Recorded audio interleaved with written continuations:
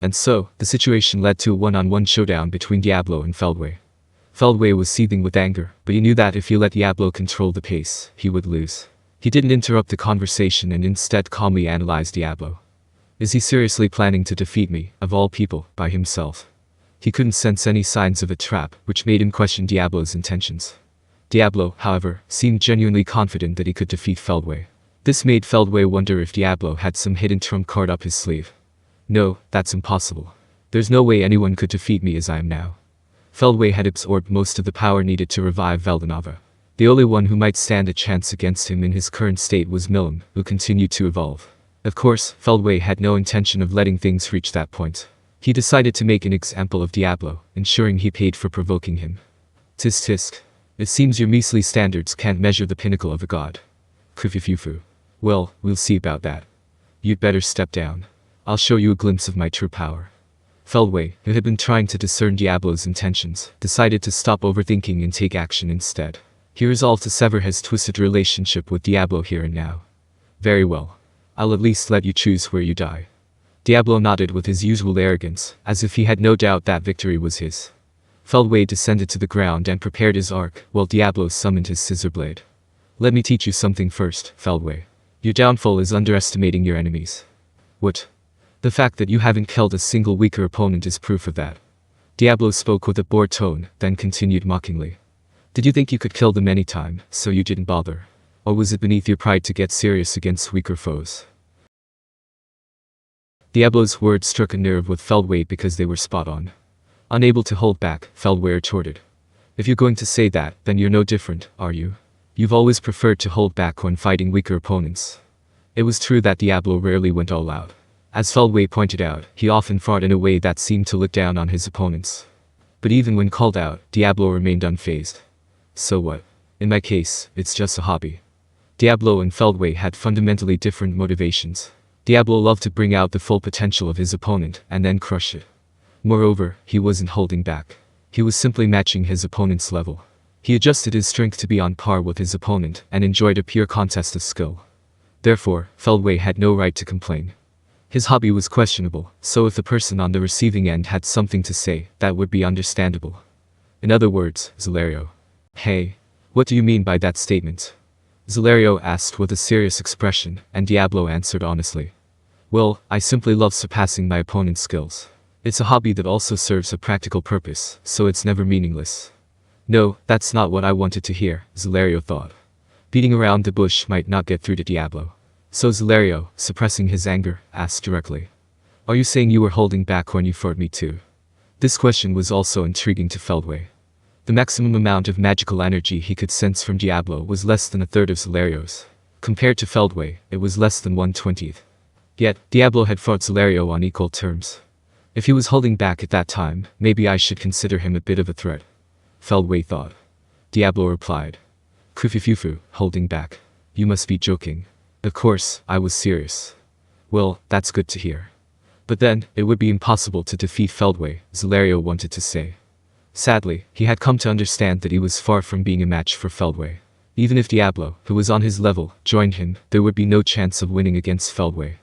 Yet, Diablo was eager to fight alone. It was nothing short of a foolish act that could only be seen as a death wish. Now, it would be boring to keep talking for too long, so let's wrap this up quickly. That's my line. In response to Diablo's declaration, Feldway casually replied. And with that, he swung down the arc he had been holding. It was an incredibly casual strike. However, it carried a power far beyond the imagination of anyone present. If someone had been observing this planet from space, they would have seen an ultra-thin beam of light shooting out from the planet.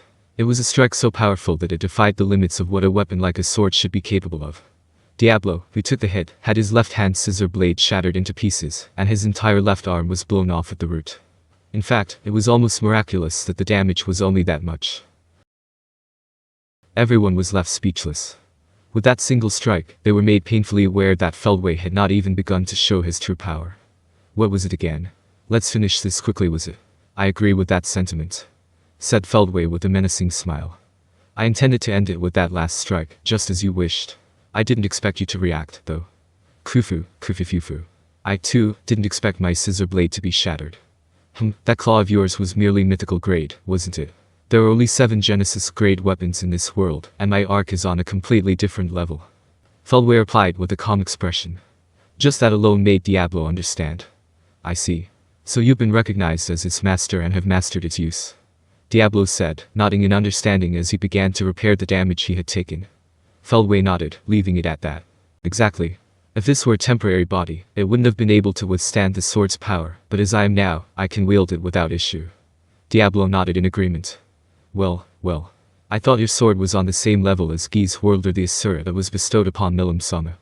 Your assessment is correct. It's merely disguised, but if it were to unleash its true power, it would be Genesis grade. The weapons created by the Star Dragon King Veldanava, those are the 7 Genesis grade weapons that exist in the world. Originally, they were meant to be bestowed upon the primordial 7 angels, but the only one who could wield them was Feldway. Thus, Veldanava disguised them as mythical grade weapons, and passed them on to those he deemed worthy or to his friends.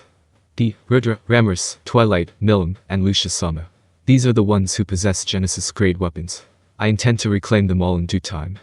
Feldway remembered that no one else could wield them, except for himself, and even then, only under the condition that he was in his true form and at full power. The weapons were simply too powerful, to the point where they would corrode the wielder's body. Even Veldanava, who had lost his power, couldn't wield the sword Asurian had entrusted it to Guy. Incidentally, if Milim, the current owner of Asura, had taken hold of it while in her rampage state, it would have undoubtedly unleashed its true power as a Genesis-grade weapon.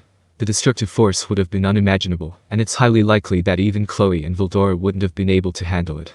The fact that it didn't happen could be considered fortunate. Feldway spoke with an air of confidence, as if victory was already assured. Indeed, Yuki and his group seemed speechless, and Zelario and Ilmesia were already halfway into giving up. Only Chloe refused to give up, glaring at Yuki and shouting, "If you're just going to stand there, then help me." But that was Chloe, known for her refusal to give up. For everyone else, the situation was nothing short of despair. However, there was one other person who didn't feel despair. In fact, they seemed entirely unfazed by the situation. The one who declared to defeat Feldway is Diablo. Kufufufu, interesting. That was truly a fascinating story, he laughed with an air of complete composure. There was no sense of despair, let alone crisis, in his demeanor. Feldway, on the other hand, was bewildered by such an utterly unexpected reaction. Very well. A slight difference in weapon performance seems like just the right handicap. What did you say? I'm saying that it's been a while since I last got serious. Although he said it had been a while, Diablo does occasionally fight seriously. But this time, he was truly serious in every sense of the word. Phew, since there's no real problem even if I fail inside the labyrinth, I lacked a sense of tension. But this situation is truly perfect. I can feel the best, most thrilling excitement like never before. With that, Diablo sneered. It was a gruesome smile that struck fear into anyone who saw it. Thrilling, you say? How foolish. Perhaps unwilling to indulge Diablo's nonsense, Feldway made his move. A Godspeed strike with the power to slice even stars in two. It was an immense slash that could not only bisect Diablo, but also reduce him to dust, and still have power to spare. And yet, cracks ran across the earth, and dust filled the air. The atmosphere burned, and a smell that threatened life itself stung the nose. However, the outcome everyone expected was completely off the mark. Feldway, trying to push his sword forward. Against it was Diablo, standing firm and blocking it head-on. The shimmering brilliance of the arc and the rainbow-colored scissor blade crossed each other. Kufufufu. Since I handed over Zelanis to Zijin, I've been feeling a bit frustrated. You seem like just the right test subject for me. What? It was within expectations that Zelanis, having left the old Ursania, would launch an assault on the labyrinth. The reason being, survivors of the insectors resided within the labyrinth. Now that his subordinates had been annihilated, Zelanis, the insect demon king, would surely seek to recruit his kin. Feldway had anticipated this and had thus ordered Vega and Dino to conquer the labyrinth. Although Vega and his team alone were unreliable, Feldway believed that Zelanis, a powerhouse even he acknowledged, could conquer even the impregnable labyrinth of Ramrus. Even if that proved impossible, it wouldn't be a problem. The labyrinth was expected to take time to conquer, serving adequately as a means to stall enemy forces. The labyrinth housed the remaining forces under Remuru's command. While Diablo's arrival was unexpected, Feldway considered Zelanis a good decoy to stall the others. In essence, it was a matter of time. Among the 3 remaining strongholds in this world, only Ramrus's labyrinth stood independently. Destroying the other 2, the Heaven Tower and the Divine Tree, would easily neutralize Ramrus's labyrinth. There was no need to conquer it. Simply isolating it would suffice. Thus, when Zelanis headed for the labyrinth, Feldway's strategy was as good as successful, or so it seemed, until Diablo's recent statement hinted at something unsettling. You gave up Zelanis. That's arrogant, Diablo. Though not as much as I, Zelanis is also a formidable force. He is destined to be this world's ruler, surpassing even the dragon species. You're no match for him. Even as he spoke, Feldway noticed something amiss with Diablo, who had withstood a Genesis-level attack. Perhaps sensing Feldway's unease, Diablo's smile deepened. Arrogant. That's Ski's exclusive trademark. With such casual remarks, Diablo began his counterattack, as if it were now his turn.